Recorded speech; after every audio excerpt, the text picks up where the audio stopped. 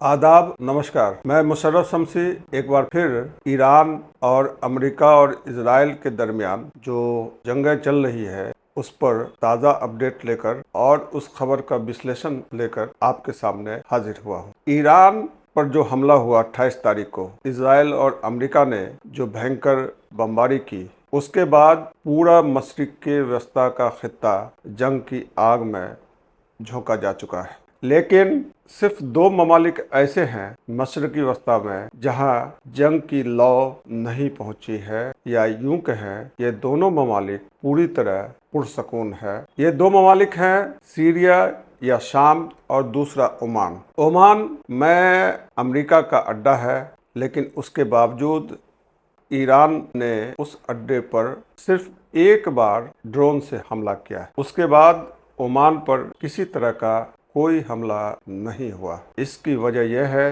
कि ओमान की सालसी में या ओमान के बीच में रहते अमेरिका और ईरान के दरमियान नेगोशिएशन बातचीत चल रही थी, और उसी बातचीत के दरमियान अमेरिका और इजराइल ने ईरान पर हमला किया था। लेकिन ओमान अपने यहाँ जो अड्डे हैं, अमेरिकी अड्डे, उससे अमेरिका को ईरान पर हमला करने नहीं दिया, जिसकी वजह से ईरान की जद में ओमान नहीं आया। वैसे भी ओमान खलीजी ममालिक या गल्फ कंट्रीज में वाहिद मुल्क है जो इजराइल और अमेरिका का ईरान पर हमले को गलत बताया और उसे तनकीद का निशाना बनाया। बाकी खलीजी ममालिक ने ईरान के हमले को निंदा तो की, लेकिन ईरान पर जो हमला हुआ और 180 बच्चियां जो मारी गई, उस पर किसी तरह की निंदा नहीं की। अब रहा सवाल इस खत्ते में दूसरा मुल्क सीरिया, जो पिछले कई दशक से, मतलब 2 दशक से वहाँ जंगी हालात बने हुए थे, और इदलिब प्रोविंस में अमरीकी फौजी अड्डे भी है। लेकिन ऐसा लगता है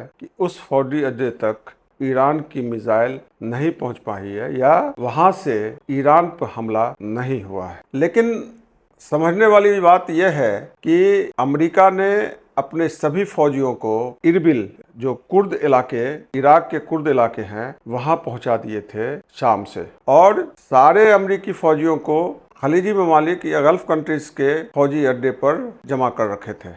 उर्दन पर हमला हुआ जहां फौजी अड्डे थे, कुवैत पर हमला हुआ, बहरीन पर हमला हुआ, दुबई पर हमला हुआ, अबू धाबी पर हमला हुआ, रियाद पर हमला हुआ जो सऊदी अरब में है। इस तरह से सारे खित्ते के सारे ममालिक पर हमला हुआ, ईरान का हमला हुआ। लेकिन शाम पर कोई हमला नहीं हुआ, और जब शाम में असद की सरकार गिरी थी, तब ये कहा जा रहा था कि वहाँ के जो है शासक, या अभी जो है सदर बने हुए हैं, जुज़वी सदर बने हुए हैं अल-शरा, वो इस्राइल मुखालिफ रुख रखते हैं और कभी भी इस्राइल के खिलाफ जंग कर सकते हैं। हालांकि अल-शरा को तुर्की की हिमायत से बैठाया गया है, लेकिन कहा जाता है कि अल-शरा अमेरिका और इस्राइल के लिए ही काम कर रहा है। अल-शरा या जुलानी जिसे कहते हैं, वो ISIS के जो भी लड़ाके सीरिया के जेल में बंद थे, उन्हें छोड़ दिया है और उन्हें लेबनान और शाम के बॉर्डर पर तैनात कर दिया है, ताकि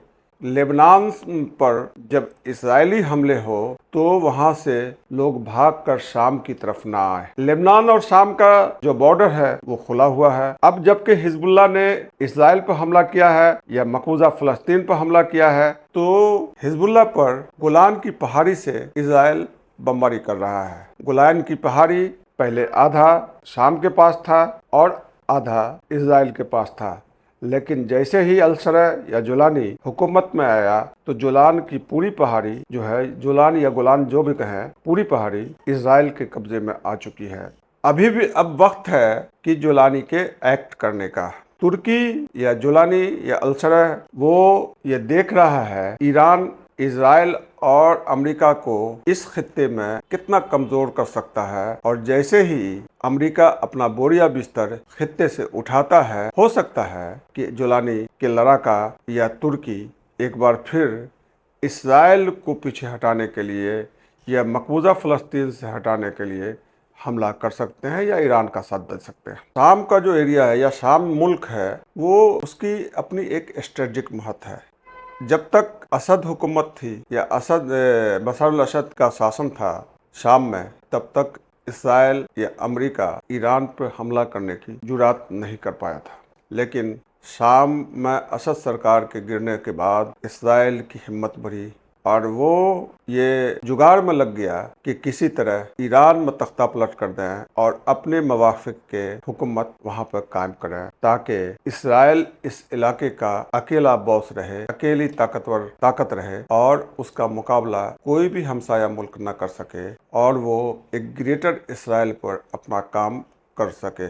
इस छोटे से वीडियो के साथ मैं मुशर्रफ शम्सी कैमरामैन अल्तमश के साथ अपनी बात ख़त्म करता हूं और आप इस चैनल को सब्सक्राइब करें, लाइक करें, साथ ही कमेंट करना न भूलें। शुक्रिया।